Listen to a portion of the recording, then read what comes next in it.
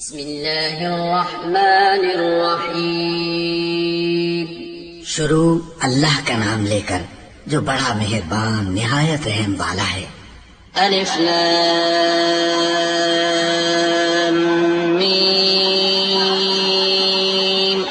ذلك الكتاب لا ريب فيه هدى للمتقين الذين يؤمنون بالغيب ويقيمون الصلاة ومما رزقناهم ينفقون والذين يؤمنون بما أنزل إليك وما أنزل من قبلك وبالآخرة هم يوقنون۔